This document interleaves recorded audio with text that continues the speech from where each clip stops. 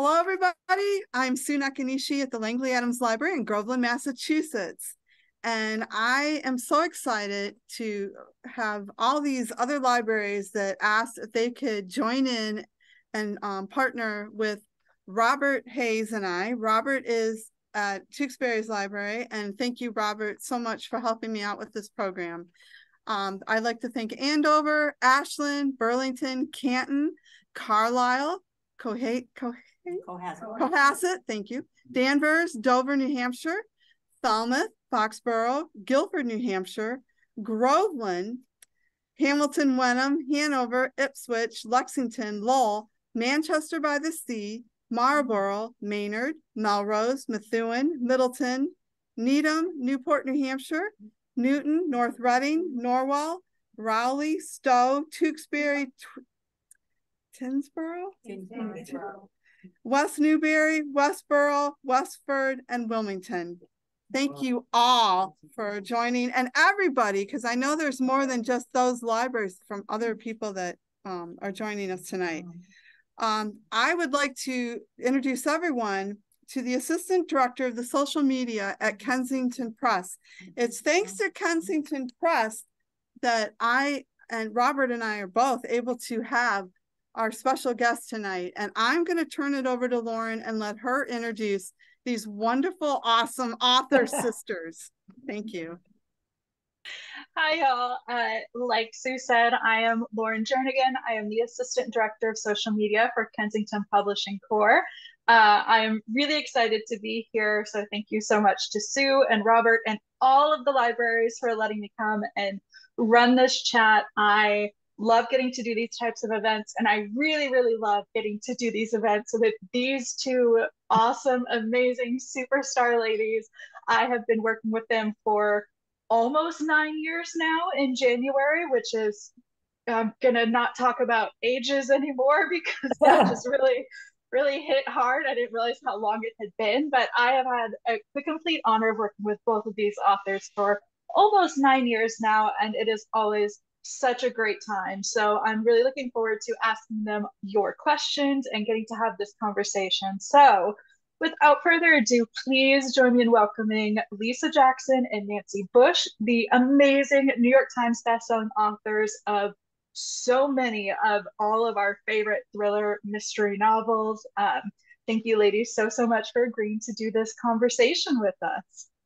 Thanks for having us. Yes.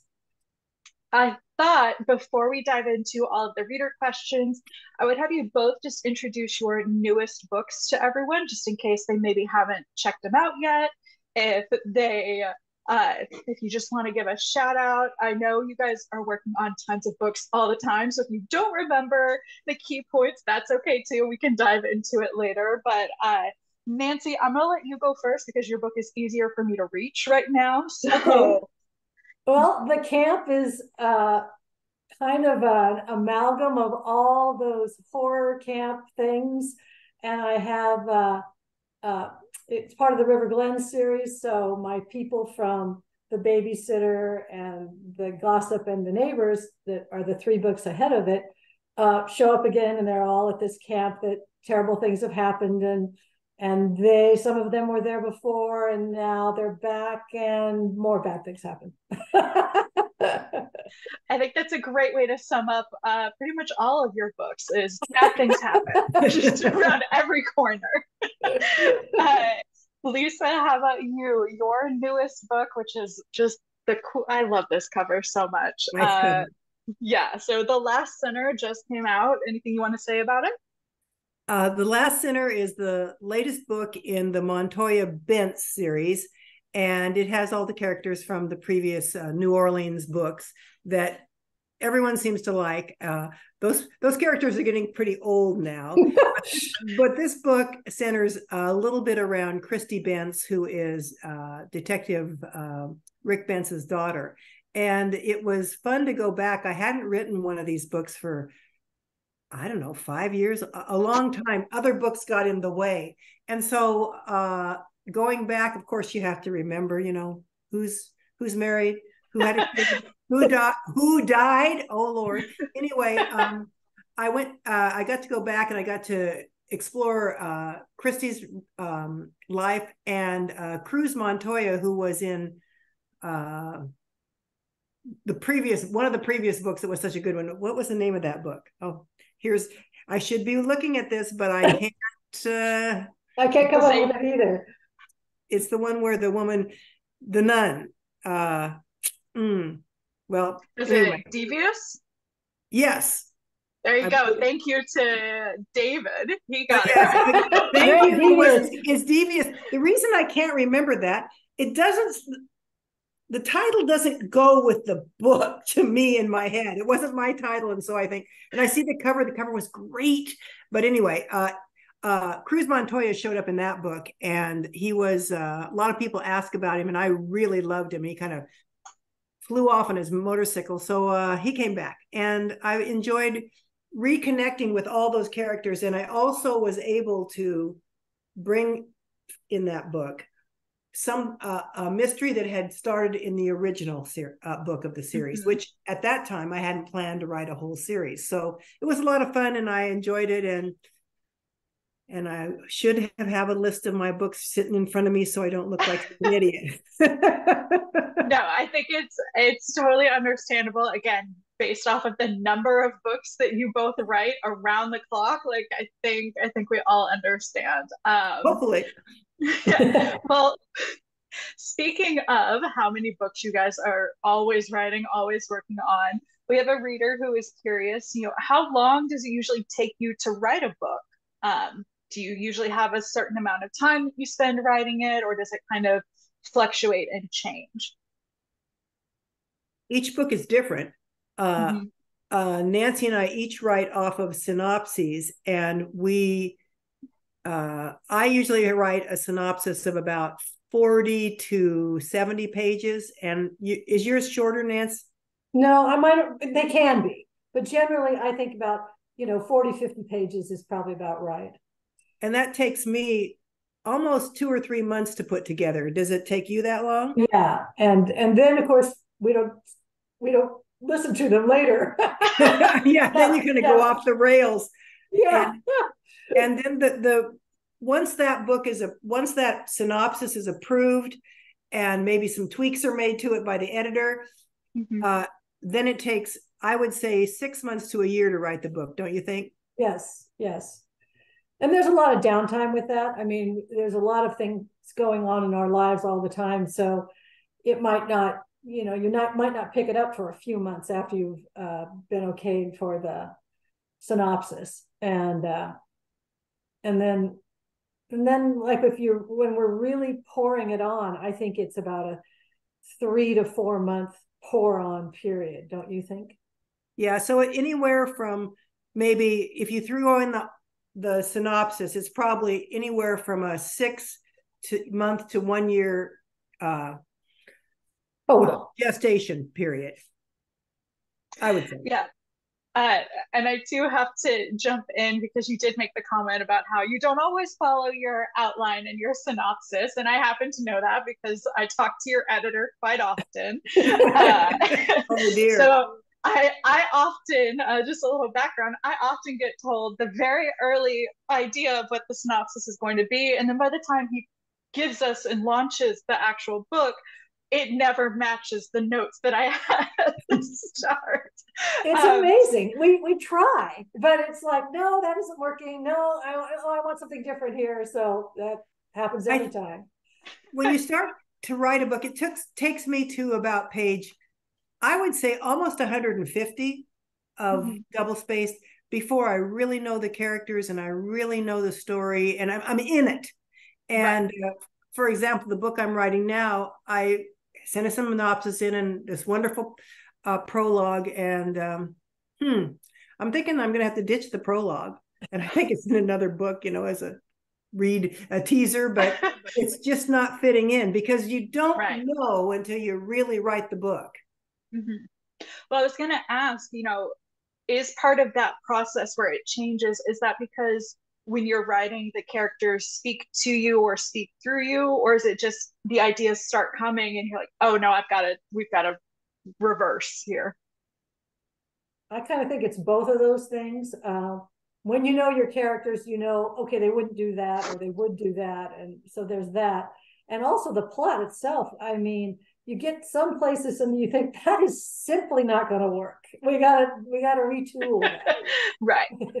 It might not work. And then you also might get just an idea and think, oh, it needs to do this. That would be really good. And it's something that comes out of your subconscious. You never even noticed it, especially when you wrote something bare bones 9 months earlier. Right. No, I could definitely see how it would change. It is always just very entertaining for me because I will get those initial notes and I go, I'm just not going to write any of this down because it's not going to be the same 6 months down the line. Same thing happens with the back cover copy. Oh no, they're in a different place. Right.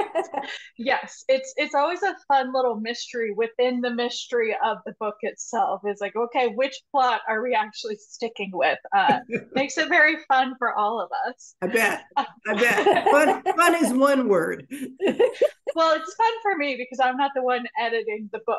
I just get the back end of it. But speaking of the craft process and the writing process, we have a reader who is wondering, what is your favorite part of the writing process or, of the newest books you've written? What's your favorite part when you're doing that, when you're getting into it? You mean not the end, not writing the end? I mean, if that's your favorite part. I think there's all sorts of different parts. One of the things I like is actually coming up with a story idea. And even though we migrate from that idea, I love that part of it. I don't know about you, Nance. Yeah, and with that comes because of the way we write books, where we write the proposal, send that in, and then there's maybe a gap of time, and before you're really getting back into that, you might write another proposal in between there because it's kind of keeping it going. And I think one of the hardest things for me, and I'd say probably the same for Lisa, is that once you start writing this other proposal and you think, oh, I really like this one, I really like this one, then you have to sort of like put that one aside and go, okay, back to that one. And that process happens pretty much every time. Yeah. Right. Yeah, I can imagine it would be really hard to just, you get this amazing idea, you want to just go to it and then realize, oh no, wait, I have a different job that has to get finished first. I can imagine that would be very difficult. Sometimes getting into a book that you've pre-agreed to write, you think, what was I thinking? I don't get this. I mean, and it takes, because you've been doing other projects and your own life and all these sort of things. But sometimes you get right into it, though. I mean, it's amazing. You never know exactly. Well, what I was saying is this one that I was writing that I didn't really want to get into, I've loved it. Once I got into it, I loved it. But there was something about it that I thought, oh, I don't know, I'm not ready for that one. Oh, I'm not. And once I got into it, I thought, what was my problem? So are we speaking too weird here? No, not at all. I'm following along. I do want to take a moment because I was hearing from a lot of people as we were talking about this event that a lot of people are surprised to learn that you're sisters. To me, it's never a surprise. I always think, how do people not know? Like, especially, but then I realized, oh wait, I've talked to them so many times, and they're clearly so in sync to each other. Yeah. But I thought it would be great to take a moment and just talk about how you both got started with writing, because it is a very interesting start to writing for anyone who isn't familiar with your background. So I'll let whichever one of you wants to talk about it first. But please. Nance can handle this. I was working for Lisa's husband and doing some bookkeeping at the time. A few years ago. Yeah, ex-husband now, but at the time, this was way back. And we had little children who are in their 40s now, but anyway, at the time, they were like 1 and 2, and there was an article in Time magazine. It was when Reagan was shot on the front cover, that was what it was, and it was called Moment of Madness. And I was just kind of flipping through it, and they had an article in there about how young mothers, after the last bottle was washed and the kid was put to bed, would drag out their typewriters and create these love stories. And so, you know, they were writing these romance novels and it was just all just the industry was kind of popping at that time with romance. So we went to dinner, Lisa, myself, and another gal, and our husbands. And somewhere during there, I said, "Hey, did you read this article?" And you'd read that article, right? Yes, I had read it. And you I said, I think we could do this. and I said, "Are you out of your mind? We've never read a romance novel. Are you crazy?" We liked mystery and suspense. So I thought it was a crazy idea, but you then pick it up from here. The next day, I go to my real job, which is babysitting a bunch of kids under 4. And I looked around and I thought, oh my God, who am I to say? Why am I a naysayer? You know, you never hear that. So I gave everybody a bottle and pulled out, for those of young ones, a manual typewriter and paper that was recycled back in the day that looked like Roman meal bread or whole wheat bread. And somehow I typed 7 pages, and the typewriter was so bad that it cut out the middle part of the E, so there was just a hole in the paper. But I was holes. so proud of myself. And when Nancy came to pick up her daughter, I handed her the daughter and the diaper bag, and then the first 7 pages of Stormy Surrender. Your turn, Nancy. So then we and this other gal that we were with, we decided, hey, let's try writing this. And we all took parts of it and we wrote, and we hand wrote it. And then I took it, and at Lisa's husband's office where I was working, I would also spend some time changing it, putting it onto the manual typewriter. And we got it done in a few months. It wouldn't take us that long, maybe 4 or 5 months, somewhere in there.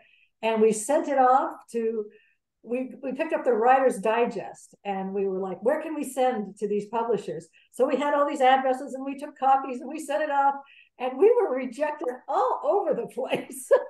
Oh man. But some of the rejections were positive. How's that for making lemonade out of lemons? And at least you both can laugh about it. We were encouraged. We truly were. I mean, there were those that said basically, "Don't darken our door again." But yeah, if they gave us a hint, like, well, we're not really buying, because we had some suspense in it, of course. And it was like, well, we're not really buying suspense, but if you kind of care to try again without that, we were like, cool, all right, sure. So then we split up, and Nancy started writing teen romances that were a new thing. And I was writing the longer silhouette special editions, and Nancy sold her first book. The first book she wrote on her own. I guess the other person and I were pulling her down. It's all about timing. No one was pulling anyone back. Absolutely, they were bumping up. Silhouette at that time was bumping up from 2 books a month to 4, and my book came across the transom just about at that same time. So they were like, they called me up and said, we want to buy it. And I was like floored, but yay. And it really gave us encouragement after that. And then it wasn't like smooth sailing after that. I mean, we had our ups and downs, boy, that's for sure. Remember, it's been almost 40 years.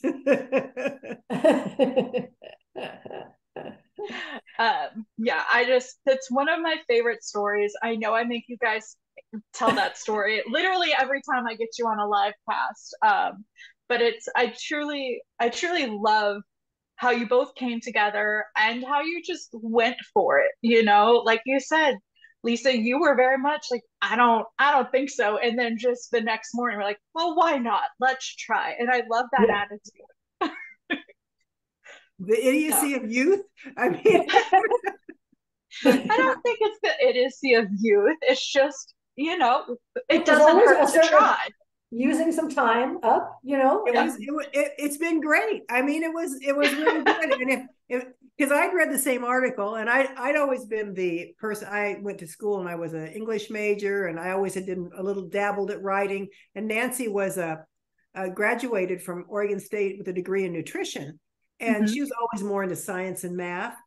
But I was the one thinking, oh, I don't know. The odds of this are just like crazy against us. But Right. Nancy is kind of a terrier with a bone, and she thought we could do it. I mean, she's done a lot of things in her life because she's a terrier with a bone, and I'm a little more gun shy, I guess. But it was a great idea, and what it taught me is, why say no right off the bat? That's kind of my first response. I'm suspicious. No, Right. maybe not. Maybe the answer in this case certainly was yes. Full in. You can always say no, but why not say yes and give it a try? Well, there you go. Yeah. I love that. And again, I just love the very different personality choices that come out of that type of situation, which I think melds very nicely together. And it actually leads us really well into this next reader question. I didn't plan that segue, but it worked out in my favor. This reader is wondering, do you think that being sisters makes it easier to write together? Being the sisters we are. Okay, very good distinction. There are some sisters who don't get along at all. But we've been in this endeavor together from the start. Yes. We might write separate books, but we're reading each other's books, we're talking, we're editing, we are each other's editor. And so because of that. Be honest, Nance. How many sisters do you know that are as tight as we are? Well, none, but it doesn't mean that they're not there.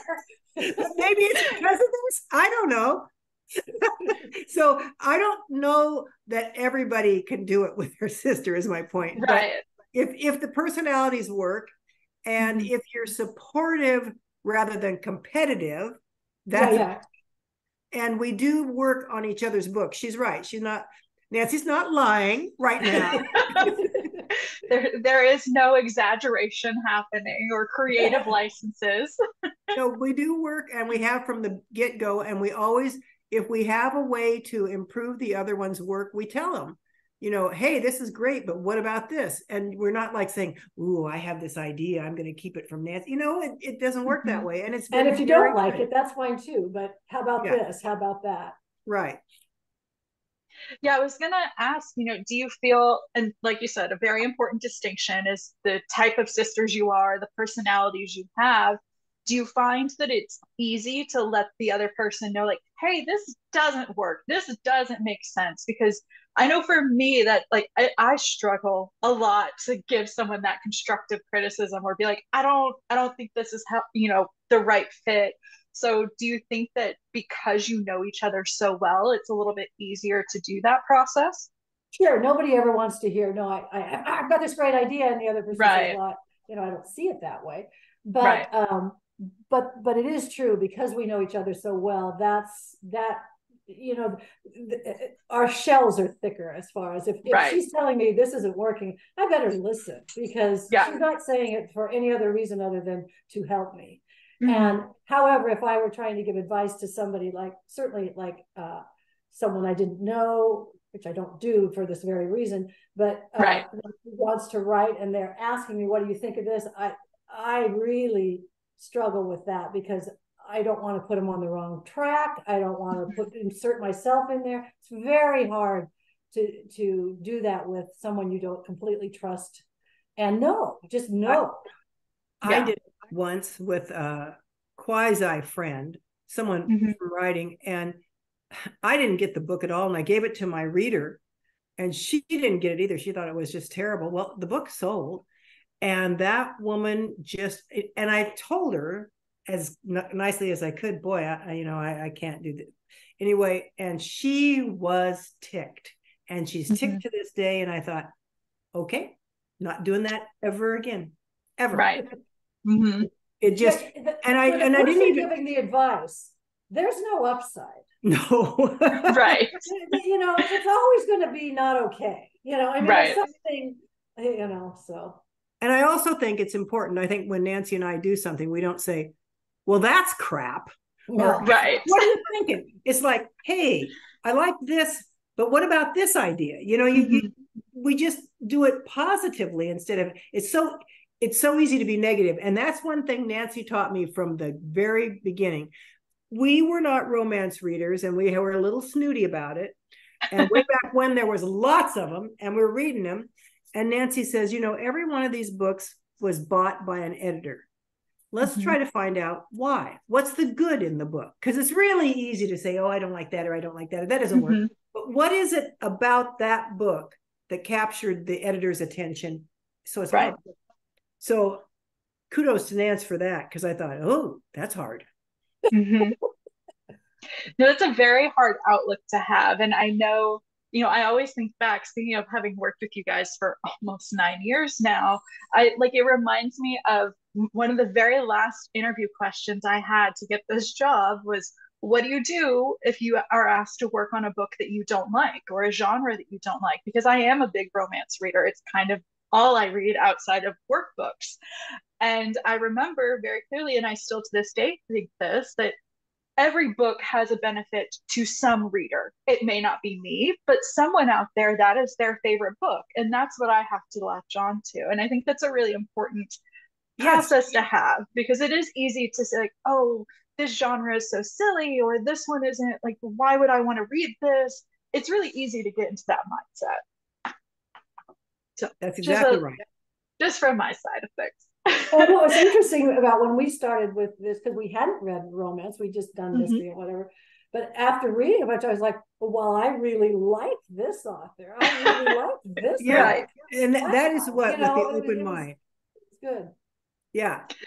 There was still the crap, but there was there always is everywhere, Yeah, right. As I say, somebody's saying that about me, so I gotta be careful. Every genre, every grade level has something funky going on somewhere.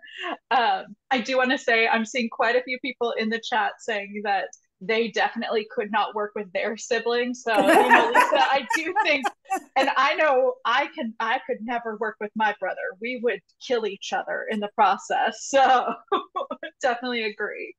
One time, our father had Parkinson's disease.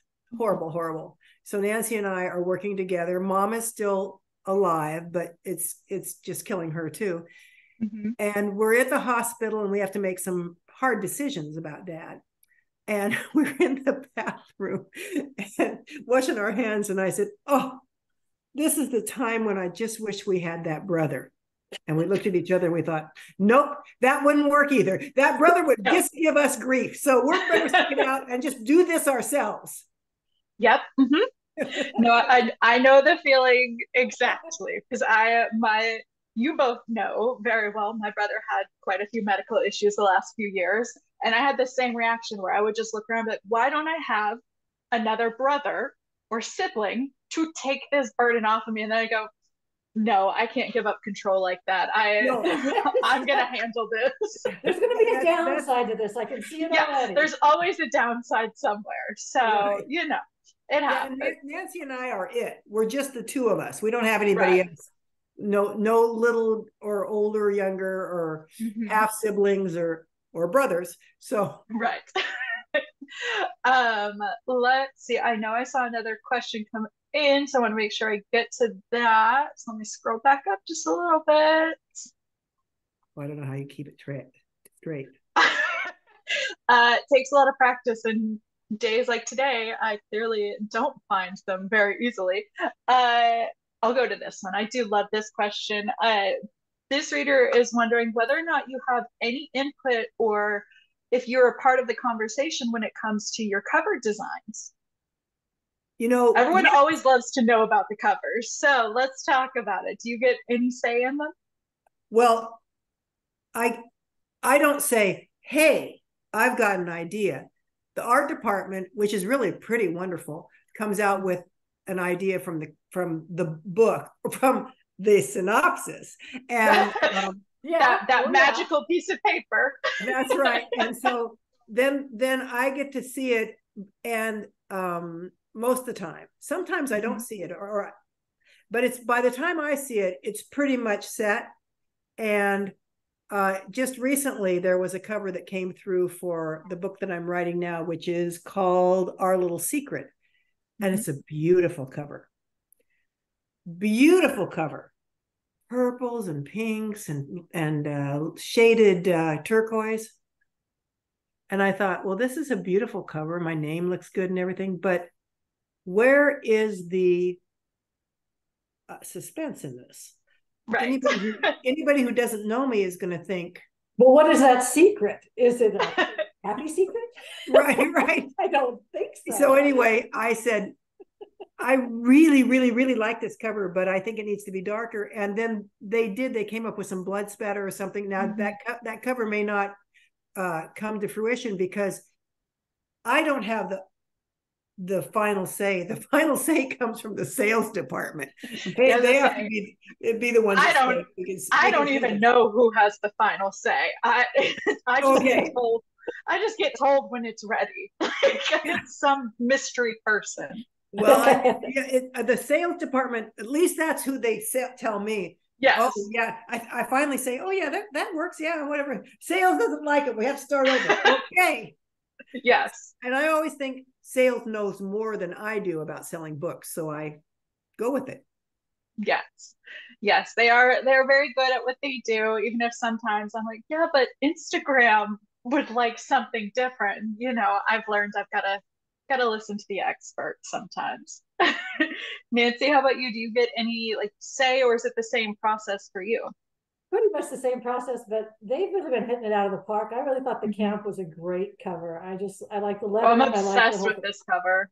Yes, it's wonderful. All of that whole series, Nance. You know, the babysitter, the camp, the neighbor, is it the gossip? Yeah. I thought every one of them was really good because it conveys what the book is about. Yeah. Yes. I like them. Yeah, I will say the first time I saw the cover for the camp, I was like, oh, this is a horror movie that I would never watch. I can't, I don't do scary things. And this cover, I was like, oh, this is going to be too much for me. All right, so we do have some more questions coming in. I want to make sure I can get to as many as we can. Okie dokie. All right, so we've got a question coming in from Sue's library group. They're wondering, how do you come up with your new ideas? Where do you get your inspiration from? You know, we used to say, look to the news, but I don't do that anymore. Oh, God, no.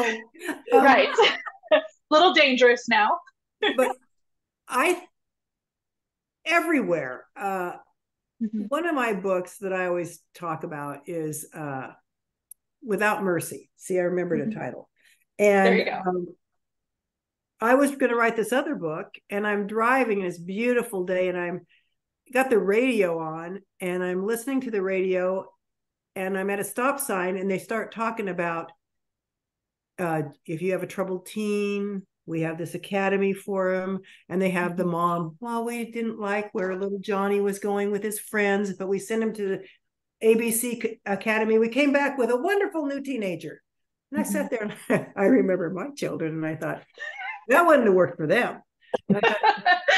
And what if you sent your kid and it was a bad thing? And what if, and then I hear, me, the guy behind me, the lights turned green, I'm musing away, but I did a U-turn and I drove back and I called John and said, scrap everything. This is what I want to write. That was an inspiring moment. What about you, Moon? I don't know. John, speaking of him, he was the one that kind of brought up the babysitter. When I began this series, he said, he was just talking about how the original Halloween movie was about a babysitter who, you know, is terrorized by Jamie Lee Curtis and all that. Anyway, and it was just kind of like, the title was right there. And so it was kind of like, I had a story set in a high school, kind of mostly around, and you know, it was around Halloween, so they had some of the same kind of stuff. And I think it's one of my books. It's one of the ones that people like the most. I think it kind of captured it, I guess. That one is such a good one. It's not a horror one. It's not a horror one. I have read that one. It was scary, but not too scary. So I was okay. I did get through that one. No, I was gonna say for everyone who's listening, John Scott Camilio, our editor-in-chief, he is a brilliant man, and I always know when it's a John idea because he loves Hollywood and he loves old movies. And especially, I really felt it when we were talking about the camp. He's like, it's 80s horror slasher flick. And I was like, yeah, okay. I know exactly where this came from. I've had to watch some of those. Is it Friday the 13th? I guess it's is that Jason? Yeah, it's Camp Crystal Lake or whatever it is. Yes. And I got a large charge out of it because there's Kevin Bacon. I mean, you see these people from way back when. It was fun. I will say, still never seen it. I still will not watch it. It's too much for me. All right. So let's see. Oh, I love this question. This is really great. Earlier in the chat, you guys mentioned that not always do you get to be the one to come up with the title for your book. Sometimes it does come from either the editor, sales, someone else has come up with the title. Where in the process would you suggest a title if you were trying to suggest one? If you really wanted a title that you were like, I like this one, where would you throw that out there?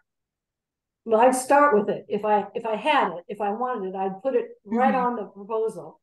And then if they said, we don't like the title or we'd like to change it, I'd be like, okay, well, what have you got? And then, let's do that. And, but to be honest, mostly I find that, and this may be just from years of doing it, I'm like, what do you think? Anybody got an idea? I'm much more likely to just sort of throw it out there.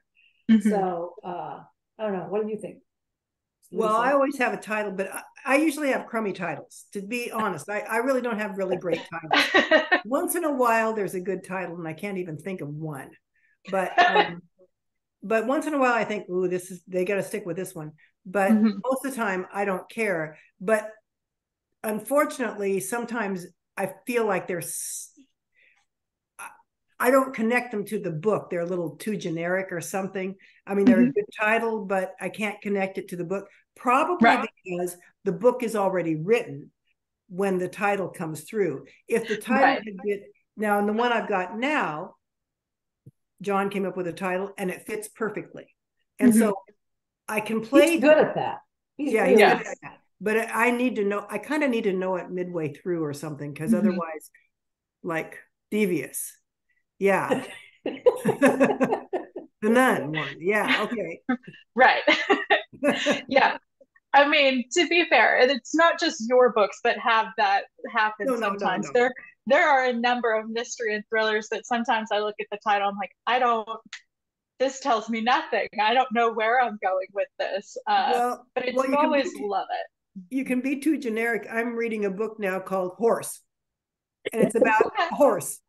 And I thought, it fits. and I really like the book so far, but when my friend is saying, oh, you'll like it, you'll like to read Horse. Well, I Google horse, books, horse, and there's pony this and that. Is it just horse? Did she get it wrong? And I was kind of questioning if she had the right title. And sure enough, so I can't just say bloody mystery, or it has to be not as generic as that.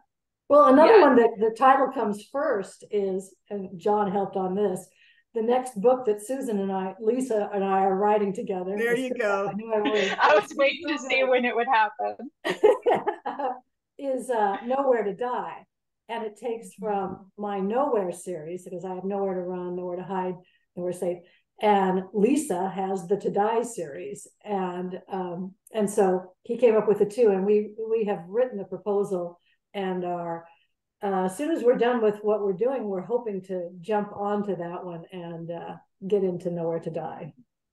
Yeah, so that really works, because the characters are from those two series, so it's brilliant.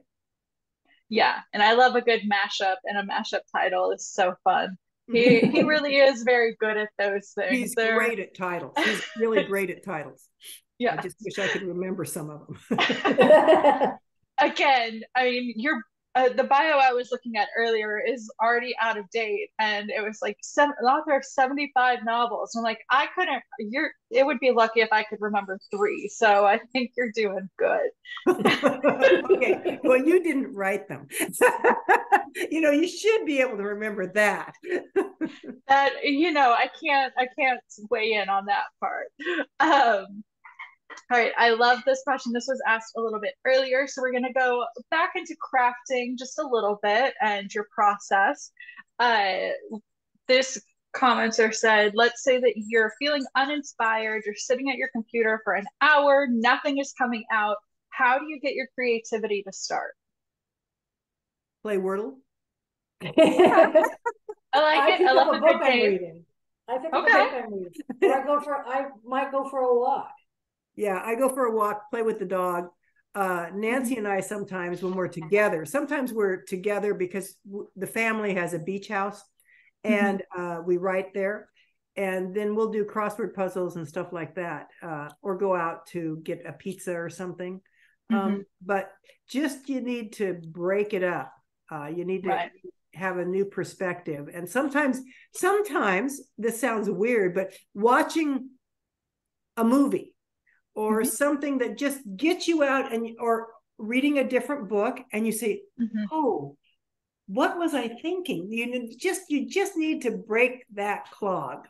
Right. I had never had writer's block until this past spring. I can't remember what it was about, but I really had it badly and for days and days and days and weeks and weeks and weeks. And I think in my case, there was a lot going on in my personal life. And so I just couldn't focus. That's where I have a lot of trouble when I'm focusing. When it's winter in Oregon and you can't go out and it's dark for about every hour except for 4, that's the best for writing. That's really good. You can't go for a walk. You're just stuck there with your cup of coffee and the fire, and it's kind of wonderful. And then you want to escape, and it makes it easy, right, Moon? Yeah, I totally agree. Yes. Speaking of, being in those atmospheric locations, and like you said, you're in this place where it's always dark out, it's freezing cold. One of the things I loved, especially about these 2 books in particular, is that they are very atmospheric. You feel like you're in these locations. The Last Sinner is in New Orleans. And as someone who has always wanted, I'm next door to New Orleans and I've never gotten to go, reading the book was like, I both want to go more and also don't ever want to step foot in that city now because it feels so scary. I never wanted to go to a summer camp woods location, so that didn't change anything for me reading this book. But I am curious, how do you both, do you go to visit these types of locations to get your ideas and get your inspirations? You draw from that real world, or is it just, this is what I picture this feeling and looking like? That was a very long-winded question. Sorry. I like to go. Lisa and I went to camps when we were young, and I sent my daughter to camps, and so there's some of that you kind of right. Know. And watching those horror movies, you kind of got an idea. Well, that's true. We grew up in a time too where we were outdoors in the woods and stuff, right, Nance? Yeah. When at Taddy Dickey's house and stuff like that. So that it's part of the Oregon thing, the campfires and stuff like that. And for me, I like to go to the places. I feel very uncomfortable if I write about a real city that I haven't been to. And New Orleans, I had not been to, and John wanted the book that I was writing to be set there. And I thought, oh, the culture is so different. Not the atmosphere, the weather, the history, the culture, the social strata. It's all different from what I'm used to. But so I did go there, really blended in. Yeah, I'm sure it was just very seamless. But anyway, sometimes you can't. And I like to make fictitious towns because then I can do what I want with them. But you got to remember, you got to make a map so you know that you're going the right place and stuff. Then you don't mess up too much. So say there are definitely pros and cons to either side of it, but I could definitely see if I was writing a fake town, fake city, the locations of everything would definitely be my downfall. So probably best to stick to real places. Let's see. Okay. Love this. This reader is curious. Do you feel it's most important to have strong characters or mind-blowing plot twists or epic settings when building your novel? Which one do you focus on the most? Start with plot for me. Mm-hmm. Then you got to get those characters, because if you don't have the characters, nobody cares. So, and as far as setting, yeah, I mean, we pretty much stick to, okay, so Lisa is in New Orleans sometimes, but mostly it's like somewhere in Oregon or California, or Washington. I mean, I'm pretty good on all of those states. But I don't venture too far out there. I did do one book was in the Caribbean. So, I mean, good. But like Lisa said, you kind of want to go there. I was there. And so that was, made it, but go. I lost the question. Sorry, I went on that. It was no, you're okay. The plot, the character versus. Oh, yeah. The plot. And, I like to add the atmosphere of wherever I am into the book. I think it's almost another character. But I just read a book that was a really good book. And I don't know where it was set. I don't know what those houses look like. They just drove cars. They didn't drive a certain kind of car and everything. And still the plot worked and the character worked. So there seems to be more of that. There's a couple books that it makes it go faster. The story moves faster, I think. But it's sort of a nameless city or a nameless and it doesn't seem to have a flavor, but the story works, the characters work. So I'd say probably, unless that's integral to your plot, like in the camp, Nancy's camp would be, or her neighborhood, that'd be integral. It's probably less important than plot and characters. We always start with plot, but the book seems to then, like I say, I don't get into it till page 150, because then I know the characters. The characters before are just pawns on a chessboard. But once you start building them, and people write, and then you go back and you rewrite the first however, because now you've got your character. And so instead of just sort of having a placeholder almost, it's like now you've got the story. I remember going to a writer's group once where they did a character sheet. And it was your character's name, age, hair color, eye color, favorite book, whatever.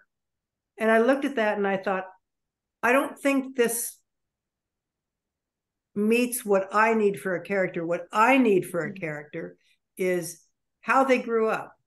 What was their religion? Were their parents together? Did they have siblings? Where did they live? Backstory. Yeah, backstory. Right. Yeah, that framed the character, not just, I mean, the idea was right. What was the favorite food? What was it? But I didn't see how that would play into my story. So she ate spaghetti. Right. So I think the character grows as you write the story. And that's where they came from, in my opinion. And all of this should be framed in Nan's opinion or my opinion, because everybody does it differently. And thank goodness, everybody's books are different. This horse story is kind of freaking me out and I'm loving it. I was gonna say, I feel like this is like, I'm going to hear you talking about that book for a while. Well, at least it's the book of the week. Well, there you go. Speaking of books and what you're reading, do you both, obviously you are mystery thriller suspense writer, so we have to assume that you read mystery thriller and suspense, but do you try to read other genres when you're in the middle of writing? I know from experience some authors that you can't read in genre when writing because it messes with their flow. So I'm curious, do you read different genres while writing, or do you really just stick to that mystery thriller suspense? Well, I like to stick with the mystery thriller suspense pretty much while I'm writing. However, just this last week, my daughter talked me into reading Fourth Wing. Fourth Wing? Oh boy. Yeah, the that Fourth was Wing. Good. I am surprised by that one. It's way off from, but it was Yeah. it was a good ride. I got done with that and I thought, all right. And it was, it moves so fast that I was, and Yeah. there was all this praise for it and everything. And so I thought, oh, okay. Nope, it's pretty darn good. I try to read, I haven't read Fourth Wing, and I haven't read any Colleen Hoover, but I try to read what my friends, well, they've thrown me some bad ones before, but what my friends like, what my editor reads, recommendations, or if you just kind of keep hearing about a book. I kept hearing about this book, Lessons in Chemistry, and I thought, well, that sounds like a horrible book. Fabulous. I haven't quit talking about it till I picked up Horse. I mean, fabulous book. And anyone, especially my age, or any woman should read that book. And I just thought, oh man, this is great. So that's definitely not my genre. I think it's important actually to read something completely outside, because it does we were just talking about, like, if you have writer's block, what do you do? Something like that really, and it kind of shines a light on if you're stuck. I was having this problem writing this last week. I was kind of like, not sure what I think of this, whatever. And then I read that book and I just read right through it. And it's long. I mean, it's like 600 pages. But I got done with that and I thought, I know what I'm going to do. I know what it is. It's just, it energized me. And I think that books can do that. Lessons in Chemistry was another one, definitely, that I got done with that. And I thought, that's amazing. Great. I really like that. Yeah. Really, really fun. Let's say we've got some people in the chat who have also said they loved Lessons in Chemistry. And you know what, Lisa, you are not alone. Someone else is also reading Horse and they love it. Okay. And it's try Fourth Wing. It's something totally different, but I'm telling you. As I say, Fourth Wing is like 180-degree difference from what's being talked about right now. But you know what it is? It's really a sexy romance novel wrapped in a fantasy. I mean, really, that's what it is. And it was great. Yeah. I love a romance. I think I blow through a romance a day or every other day. So I'm all over it.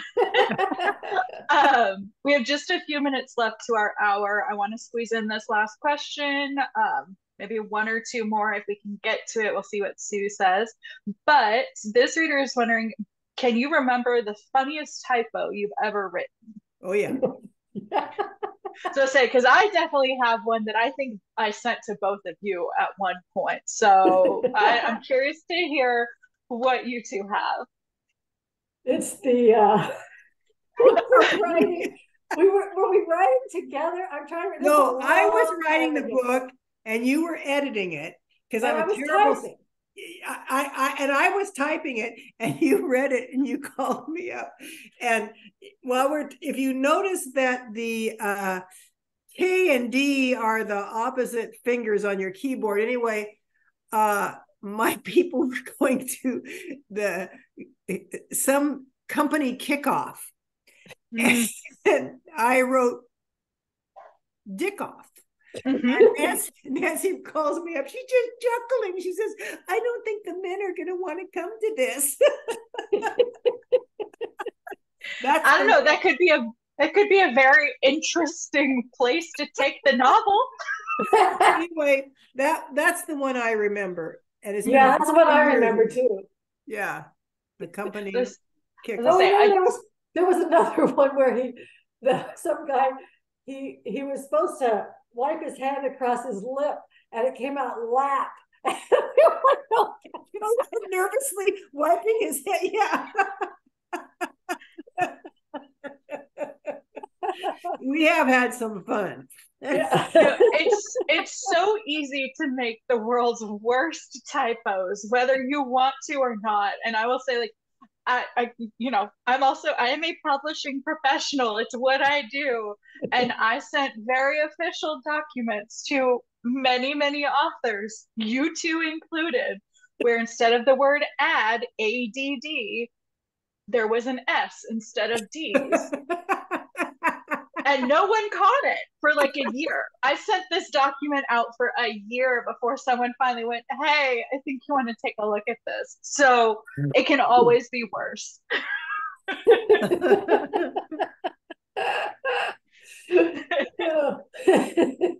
Oh, we have to end this pretty soon, or I'm going to be having mascara all down my face.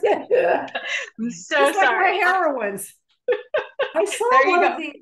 I saw one of the questions kind of flip by, and someone asked, when you do your 40-page synopsis, how do you do it? Yeah. And I just wanted to speak to that. And basically, it's like we write a chapter or two, and then we write just a narrative. This happened, she did this, she did that. And it's just that. And so it's just a narrative. It's not like an outline. It just is a synopsis but really we write it from the beginning of the book, even though we've written a couple chapters, and just write the story. And it's a skeleton, because you really got to flesh it out. Yeah. It's just kind of, you're going to add a lot to it, but that's what it is. Yeah, it's a little bit like stage directions.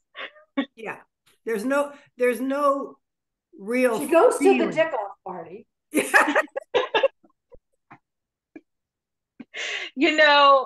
Again, you gotta laugh about it, and I still think you should have snuck it in and just see what happens. Oh, that was a few years ago. Don't tell John I said you should sneak that in. He would not be as amused. No, I don't think so. He would catch it.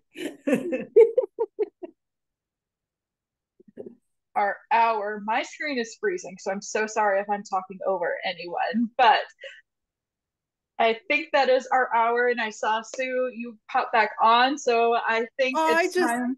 We're having a blast. We have us literally, we're wiping our eyes. We're laughing so hard. This is You're great. You're having a blast because you have pizza.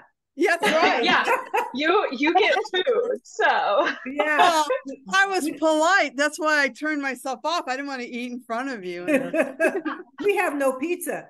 And Robert, it doesn't look like Robert has pizza either. He's still sitting at his computer. He's outside rocking to the concert. No, I just wanted you to see that I was being sincere. I wrote in the chat that we were having a blast, and we really are. Oh, good. This hour just flew by, and that's why I didn't want you, there's no Robert is here, and Robert had way too much pizza. I feel like I'm the only one that hasn't had pizza in a while. I'm gonna have to go find some. Yes, I want pizza now too. I know. Yeah. I'm like, now I've got to go get pizza. That's right. Started something. Sorry. Anyway, you guys have been a delight. Lauren, thank you so much for it. It's been, like I said, I think we felt like we've been watching a sitcom. Well, thank you for having us. It was really great. And I even get to see my sister, who is not sitting next to me at the beach house right now, but clear over 100 miles away. So good. Yeah. Yes, thank you so much, Sue, and to all of the libraries for letting me come and co-host this event. I love getting to chat with our authors, and I really love getting to talk with new readers and facilitate those conversations. So thank you guys so much for letting me come and host this little party. And thank you, Lisa and Nancy. It's always so much fun to get to hang out with you guys. Well, it's fun too. And Thank next you. time we will have pizza. We'll just eat while everybody talks. That's why I unmuted it, so you could hear a live audience. What do you think of that? Instead of just talking to a screen.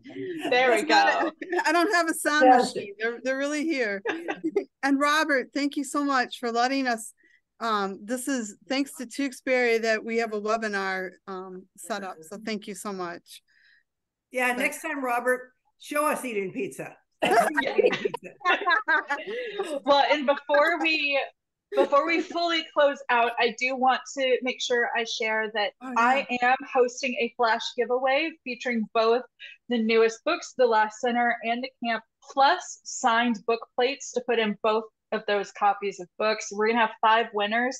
In addition to both of those books, 5 people are going to win a $25 gift card to Barnes & Noble, as well as maybe some extra swag. Depends on what I've got in the office. But we are going to be hosting that in our Between the Chapters Book Club Facebook group.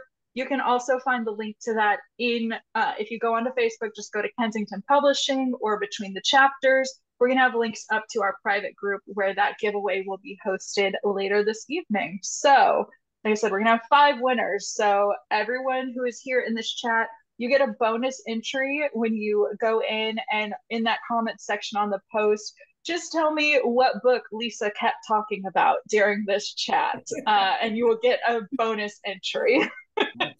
Horse? Yes, horse. All you gotta do is leave a comment that says horse, and you will be automatically entered with an extra entry. And thank you, Robert, for posting the group in the chat section, so you guys can just go and follow us, and that giveaway will be up in the next few minutes once we're off air. So, and we're gonna bring it up here. What do you think? Oh, you guys, Kensington, you guys are the best. Thank you so much. Thank you. And thank you, everyone. We appreciate it. Bye from Oregon. Bye-bye. Have a good night. Maybe. Good night, everybody. Good night. Thank you. Love you guys. Thank you. Bye.